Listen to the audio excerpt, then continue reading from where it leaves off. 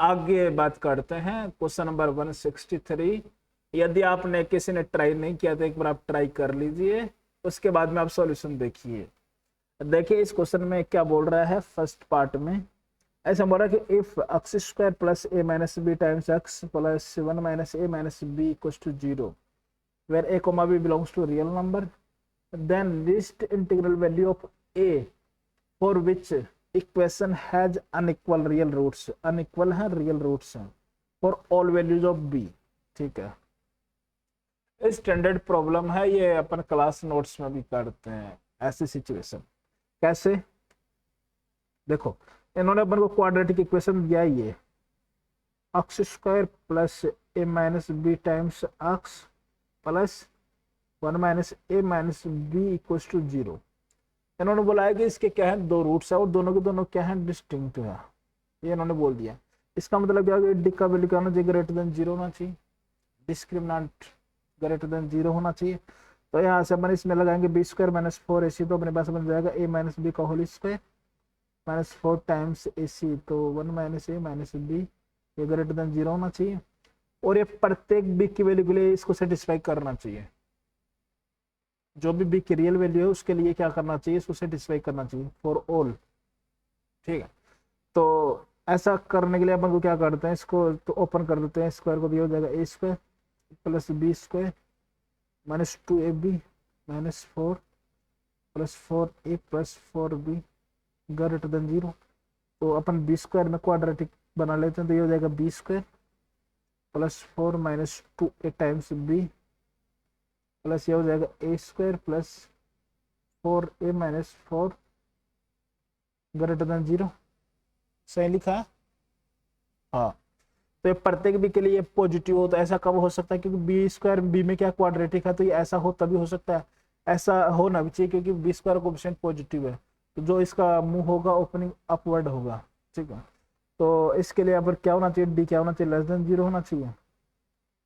तो D less than 0 होना चाहिए, तो अपने पास क्या हो जाएगा, ये हो जाएगा अपने पास 4 टाइम्स 2 माइनस ए का whole square minus 4 times a square plus 4a minus 4 less than 0 होना चाहिए। 4 से 4 कैंसिल आउट हो गया, ये बनेगा 4 plus a square minus 4a minus a square minus 4a plus 4 less than 0। A square से a square निपट गया, ये हो गया माइनस 8a प्लस 8, तो ये हो गया minus a plus 1 less than 0। तो a ग्रेटर देन 1 आ गया, तो a ग्रेटर देन 1 आ रहा है इसका इंटरवल। ठीक है, a belongs to 1 to infinity.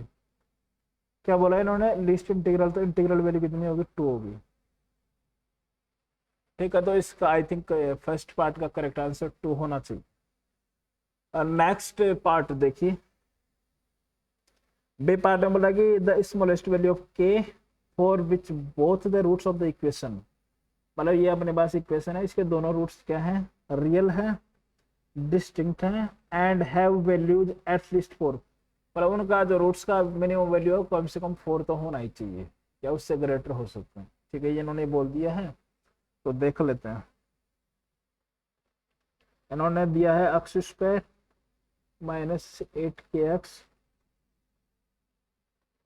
Plus 16 times के square minus k plus 1 equal to 0। इन्होंने बोला है कि इसके दो रूट्स हैं और दोनों की दोनों क्या है, डिस्टिंक्ट है। तो सबसे फर्स्ट केस क्या होना चाहिए, फर्स्ट कंडीशन क्या होगी, इसका डी ग्रेटर देन 0 होना चाहिए। आगे देखिए, इन्होंने फिर क्या बोला है कि इसके जो दोनों रूट्स हैं उनके, जैसे मैंने इसके रूट्स ले लिया x1 और x2, इसको मैंने x1 ले लिया, इसको x2 ले लिया, तो ये क्या बोलना चाहता है कि x1 और x2 ये क्या होना चाहिए, ग्रेटर देन इक्वल टू 4 होना चाहिए। तो इसका मतलब क्या होगा कि 4 यहाँ पे कहीं पे लाइक कर रहा होगा, मैक्सिमम यहाँ तक जा सकता है, x1 4 के इक्वल हो जाए। तो इसका मतलब यहाँ पे एक कंडीशन क्या बनती है कि जो इसका वर्टेक्स का x कोऑर्डिनेट होगा, मतलब सेकंड केस या सेकंड कंडीशन, इसका मतलब वर्टेक्स का x कोऑर्डिनेट होगा b माइनस 2, ये क्या होगा, ग्रेटर देन 4 होगा। ये भी बात समझ में आती है। थर्ड केस देखिए, थर्ड केस क्या होगा कि जो इसका 4 पे जो वैल्यू होगा वो पॉजिटिव होगा, f ऑफ 4 पे वैल्यू पॉजिटिव होगा या एग्जैक्ट यहाँ पे हो जाए, तो 0 भी हो सकता है। ठीक है, ये मैंने 3 कंडीशंस हैं, इनका जो भी कॉमन वैल्यू आएगा वो इसका करेक्ट आंसर होगा। तो ठीक है, इसको निकालते हैं। अपन इसका डिस्क्रिमिनेंट निकाल दें। सबसे पहले डी ग्रेटर देन 0 करते हैं, तो अपने पास क्या हो जाएगा, बी स्क्वायर मीन्स 64 टाइम्स के स्क्वायर माइनस 4 टाइम्स ए है 1 इंटू 16 टाइम्स के स्क्वायर माइनस के प्लस 1। ये क्या होना चाहिए, पॉजिटिव होना चाहिए। तो 64 से 64 में बट गया, के स्क्वायर से के स्क्वायर में बट गया, ये बन गया के माइनस 1 ग्रेटर देन 0। तो यहाँ से आ गया के ग्रेटर देन 1।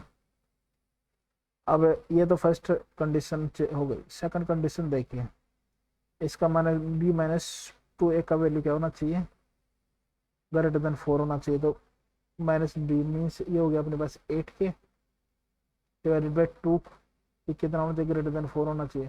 तो यहाँ से भी क्या आ गया, के का वैल्यू ग्रेटर देन 1 आ गया। थर्ड केस देखिए, third condition sorry, third condition क्या होना चाहिए, इसका एफ ऑफ 4 का जो वैल्यू है वो ग्रेटर देन इक्वल टू 0 हो सकता है। तो इसका मतलब क्या हो गया, तो अपने पास हो गया 16 माइनस 8 चक 32 प्लस 16 टाइम्स के स्क्वायर माइनस के प्लस 1, ये क्या होना चाहिए, ग्रेटर देन इक्वल टू 0 होना चाहिए। तो 16 से अपन इसको निपटा देते तो 1 minus 2k plus k square minus k plus 1 greater than equal to 0। तो ये अपने पास बन गया k square minus 3k plus 2 greater than equal to 0। तो इसको अपन फैक्टराइज फॉर्म में लिख सकते हैं, के माइनस 1 सॉरी एक minute, k minus 1 into k minus 2 greater than equal to 0।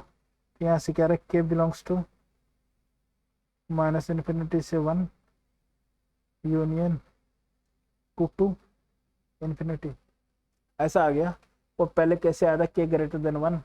तो यहाँ से फाइनली जो अपना दोनों का इंटरसेक्शन आ रहा है, मतलब केस 1 का तो केस 2 का और केस 3 का, तीनों का जो इंटरसेक्शन आ रहा है वो आ रहा है अपने पास k belongs to close interval to infinity. ठीक है, आप कैलकुलेशन आप देख लेना, कॉन्सेप्ट यही है। ठीक है, तो इसका जो करेक्ट आंसर होना चाहिए स्मॉलेस्ट वैल्यू ऑफ के, तो वो कितनी हो गई, 2 हो गई। ठीक है, नेक्स्ट प्रॉब्लम आपके सामने है।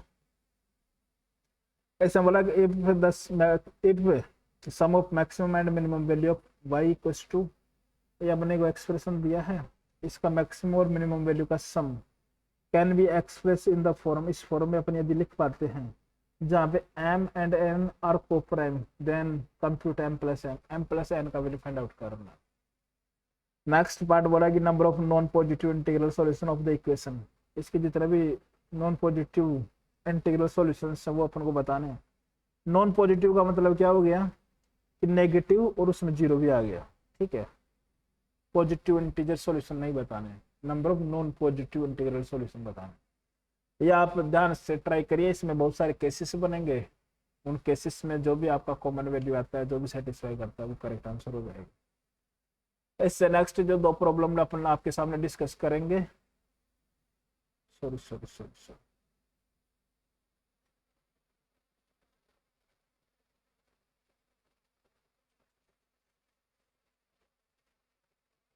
इससे नेक्स्ट जो प्रॉब्लम आपको डिस्कस करेंगे वो आपके सामने ये है, क्वेश्चन नंबर 165, जिसमें ये बोला कि x1 and x2 are the roots of the equation, इसके रूट्स हैं ये अक्सर ये हैं, तो इसका वैल्यू बताइए।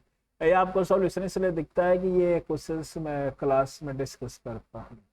जो बच्चे पर्सनल लाइव पढ़ते हैं मेरे से, offline online live to 1-to-1, तो उनके लिए क्वेश्चंस डिस्कस करता हूँ जिनका फोकस सिर्फ एडवांस है। ठीक है, तो सेम ही क्वेश्चंस मैं यहाँ पे भी आपको करवाता हूँ, इनमें बहुत सारे क्वेश्चंस एक्स्ट्रा ऐड करता हूँ।